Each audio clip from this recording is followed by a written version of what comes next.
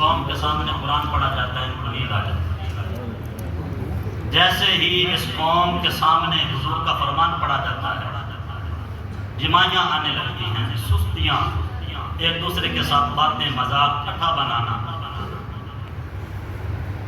اللہ تبارک و تعالیٰ کے قرآن مجید فرقان حمید میں رب تعالیٰ نے جس نبی کے ساتھ جس قوم کا ذکر کیا، اب دیکھیں فرعون ہے، وہ کہتا تھا انا ربکم الاعلی، لوگوں کو کہتا تھا کہ میں تمہارا بڑا رب ہوں، یہ چھوٹے چھوٹے رب ہیں، میں تمہارا بڑا رب ہوں۔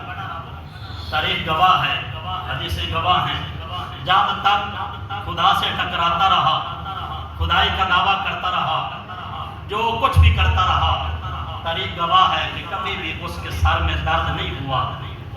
جیسے ہی جناب حضرت موسیٰ علیہ السلام کو ستانے لگا، اللہ نے غرق کر دیا۔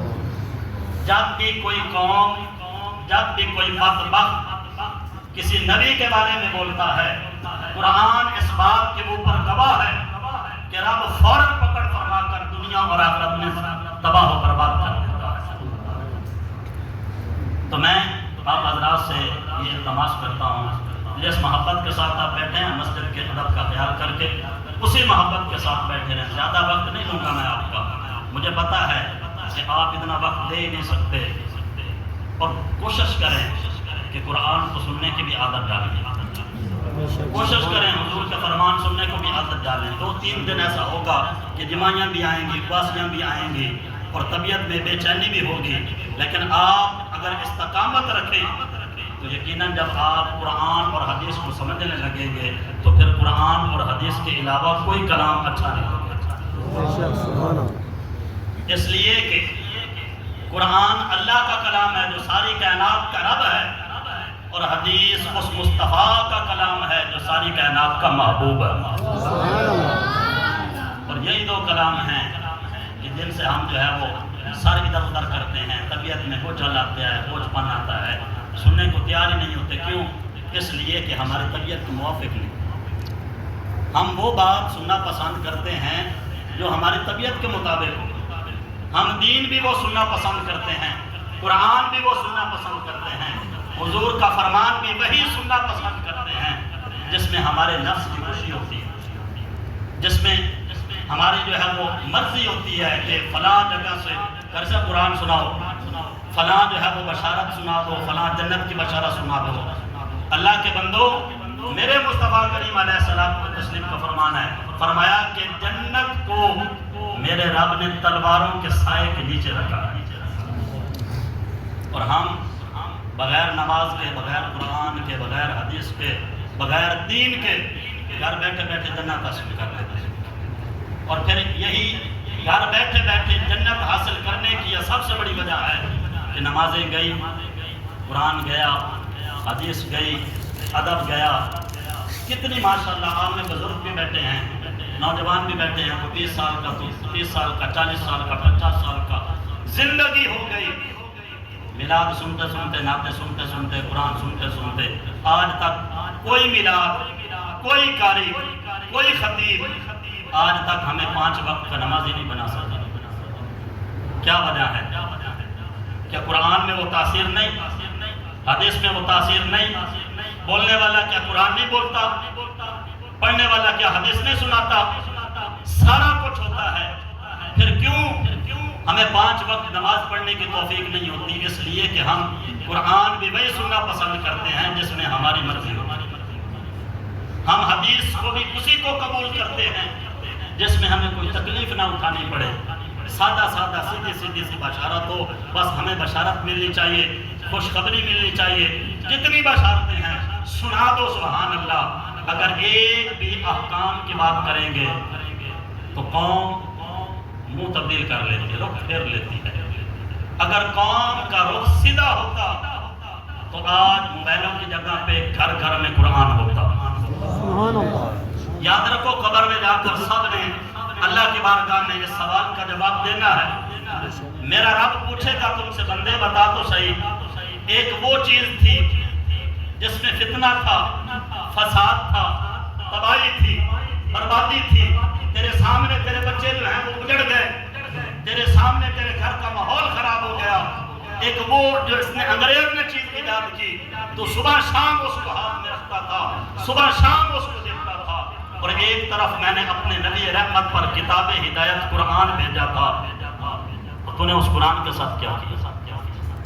اللہ سوال پوچھے گا کہ ایک طرف انگریز کی ایجاد تھی جس کو تو نے گھر گھر میں پہنچایا اور سب کے سامنے تو لے کر چلتا رہا، اور دوسری طرف تیرے رب کا قرآن تھا، بتا تو صحیح سچی کتاب کو کہاں کہاں پہ لے کے گیا؟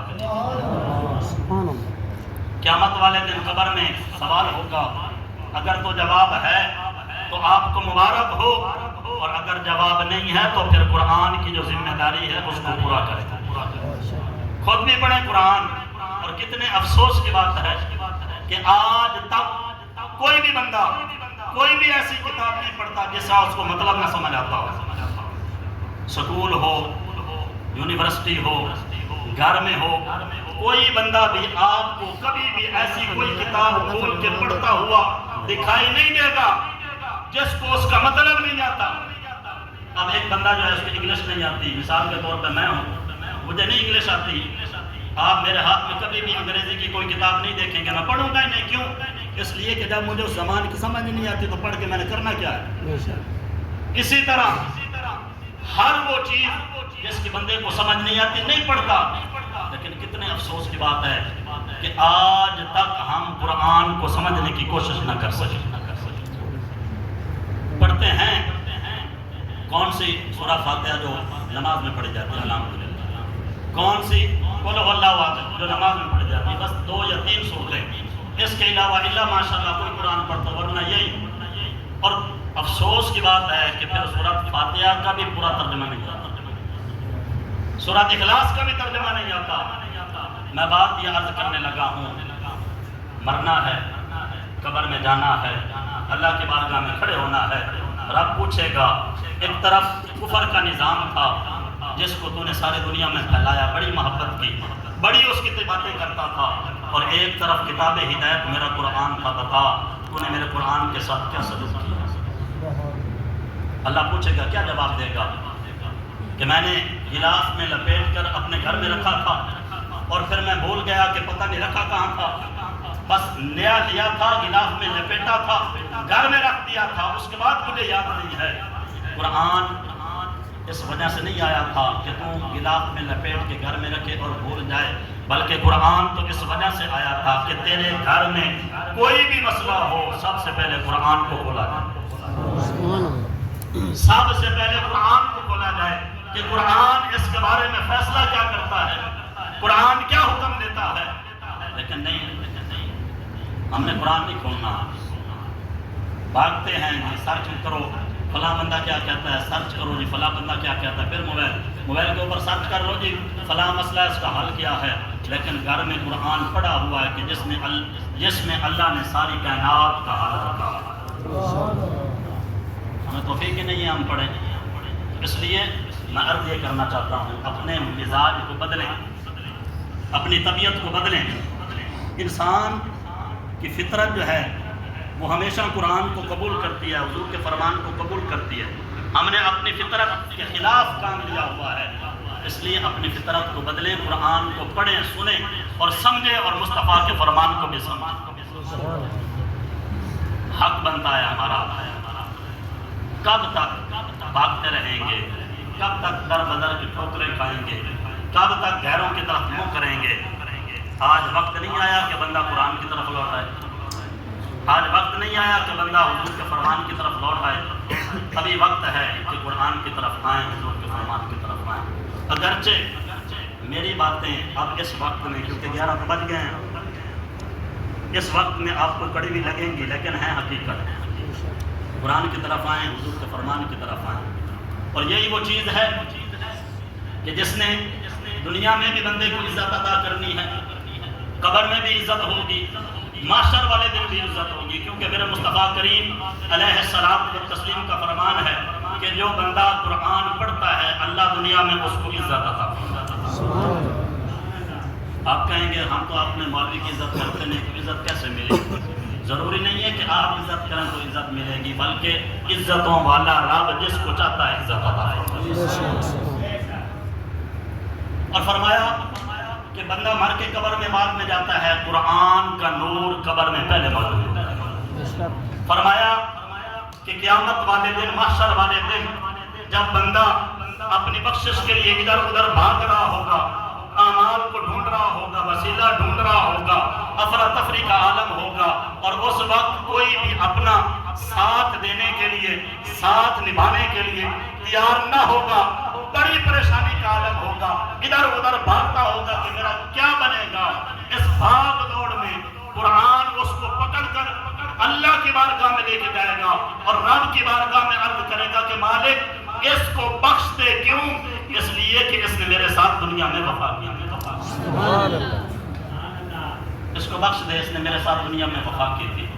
اللہ تبارک و تعالی ہم سب کو قرآن کو پڑھنے، قرآن کو سمجھنے، حضور کے فرمان کو پڑھنے اور حضور کے فرمان کو سمجھنے کی توفیق عطا فرمائے۔ تلک الرسل فضلنا بعضهم علی بعض، جو میں نے آیا کریمہ پڑھی اس کا ترجمہ آپ کو سنا دیتا ہوں، اور وقت کیونکہ نہیں ہے اس لیے پھر انشاءاللہ جب کبھی موقع ملا، ویسے بھی آپ مجھے سنتے رہتے ہیں، کبھی جمعے پہ سن لیا، کبھی صبح کو سن لیا، تو جو مہمان خطیب حضرات ہیں تو ان کا خیال کرنا چاہیے۔